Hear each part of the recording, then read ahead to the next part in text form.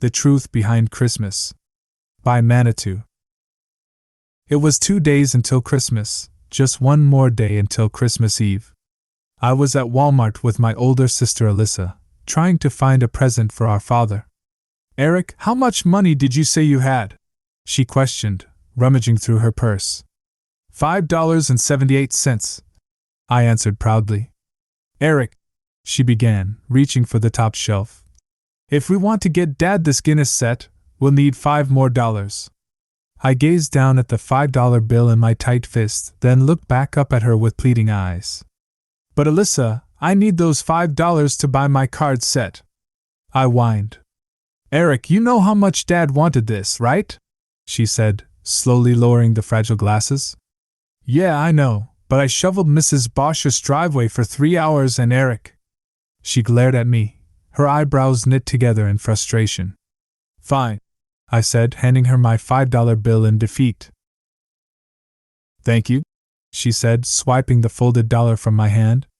"I promise Dad will love this." She bent down and kissed my forehead. "And besides, Santa might just get you that card set on Christmas." I smiled broadly, excitement bubbling in my chest. "You really think so?" She let out a small laugh. "I know so." Alyssa pushed our cart to the checkout, and I held the Guinness set. I wondered why she trusted me with it, considering I accidentally break things almost daily. My feet were sore from walking in and out of stores, searching for our dad's present. We stopped at the checkout. "Hand me as many things as you can, and I'll put them up here," she instructed. I nodded and began pulling out groceries.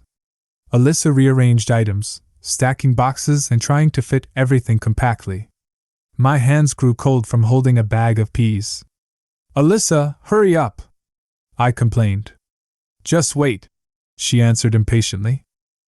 I pursed my lips and waited for her to take the bag.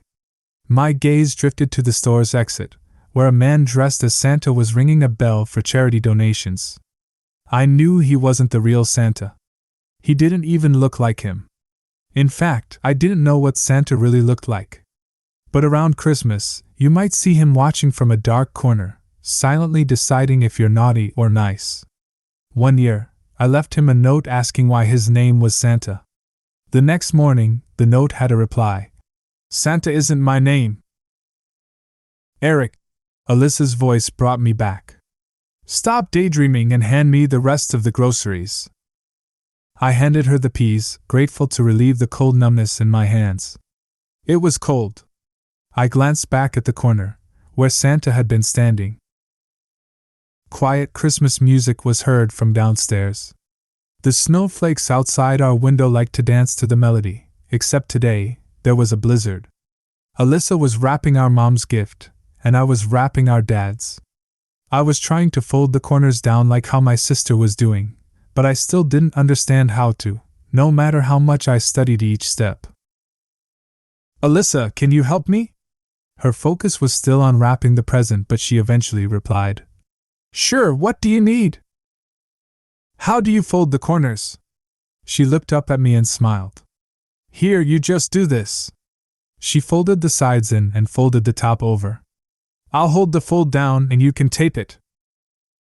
I looked over where I last saw the tape, still sitting. I reached over and found it under some wrapping paper. "Found it." I held it out for her to see, as unneeded proof. "Can you at least rip off a piece before you give it to me?" "Fine." My fingers searched around for a small corner of tape. I finally found one and attempted to peel it off. "My fingernails are too short." She rolled her eyes. "They wouldn't be if you didn't chew them all the time, you know. Most fourth graders broke that habit by now." I looked away, a little embarrassed that I still chewed my nails. "Here, just put your finger here, okay?" I nodded and held down the folded corner. She ripped off a piece and stuck it down on the fold. "There." I beamed, feeling accomplished in my work. I stood up and stretched my stiff legs and jumped on my bed. "Hey, Lissa?" She was still finishing wrapping a few more presents.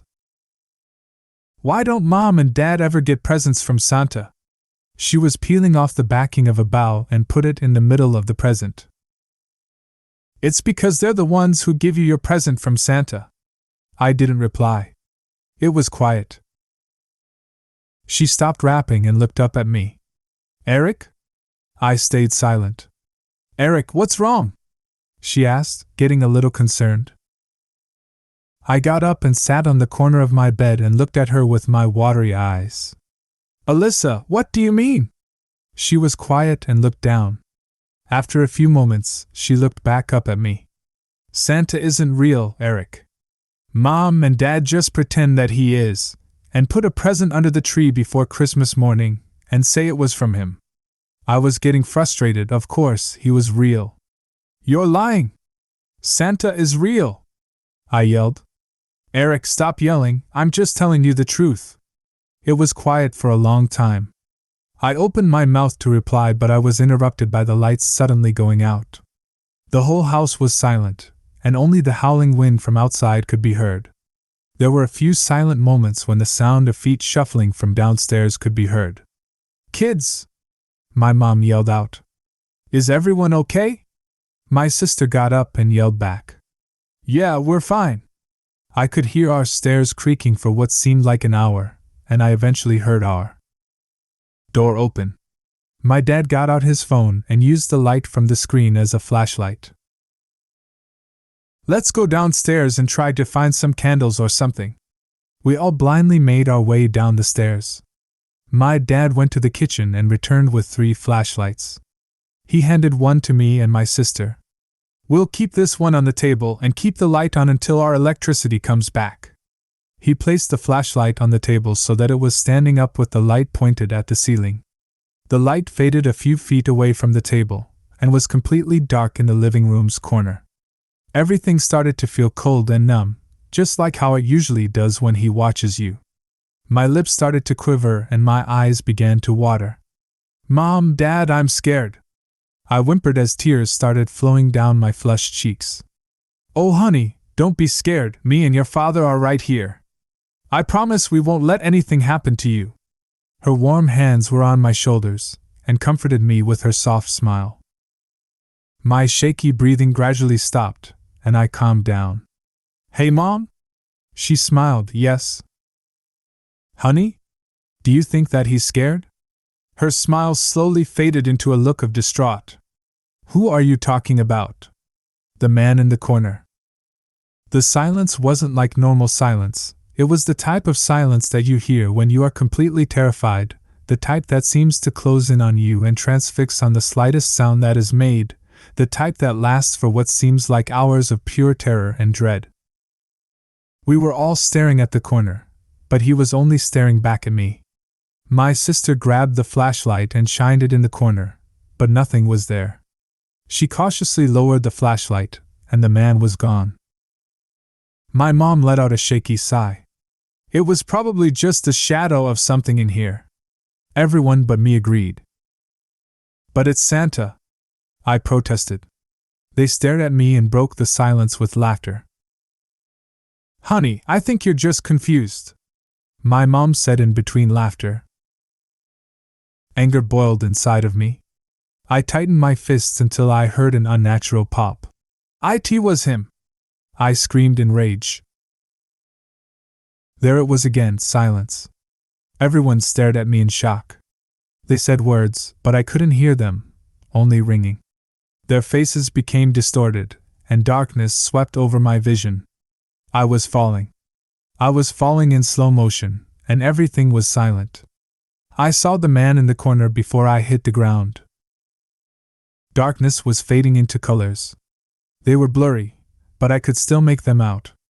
My vision was foggy and swirled around, as if I were in a trance. I tried blinking my eyes open, but they felt so heavy. Everything around me started becoming more and more vivid. The only thing different was that the lights were turned on. I blinked my eyes a few times, and could now see normally. I felt something warm and damp on my forehead. I raised my hand to the top of my head and cautiously touched the rough fabric. I pulled off the damp rag and put it to my side. Whatever happened? Eric? I quickly spun around. Sorry if I startled you, sweetie. She tucked her auburn hair back behind her ear as she approached me. She crouched down next to me, placing her delicate hand on my forehead. "How are you feeling, honey?" My ears were still ringing. "I'm fine. I'm so cold." She knit her eyebrows together. "Are you sure, honey? You took a pretty bad fall." "I said I'm fine," I snapped. She looked at me how she did before I fell unconscious. She took a deep breath and stood up. "I hope you are, Eric." And then, she left the room. I woke up, still on the couch, and slowly rubbed the sleep from my eyes and glanced around the room. My gaze inadvertently landed on him, and I instantly froze. "Hey honey, I'm off to work." Her voice broke the eerie silence. Startled and filled with dread, I quickly looked away. "Honey," she hesitated, her tone laced with concern. "How are you feeling?" "I'm okay," I replied flatly. "Okay, but try not to wake up your father and sister, they barely slept last night." I nodded, my back still turned to her. For a second, I could hear the howling wind from outside, but it only lasted a moment and the door slammed shut. I turned around and came face to face with him.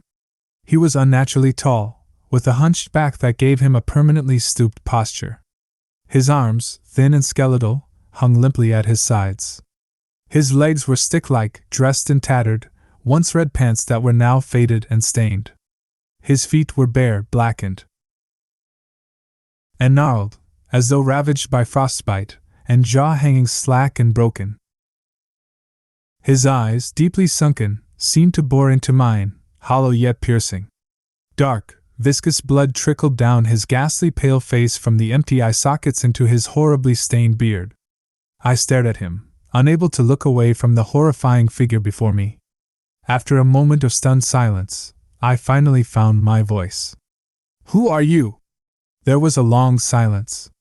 But he replied, in a deep, raspy voice, "I need you to help me with something, Eric. I need you to make them believe."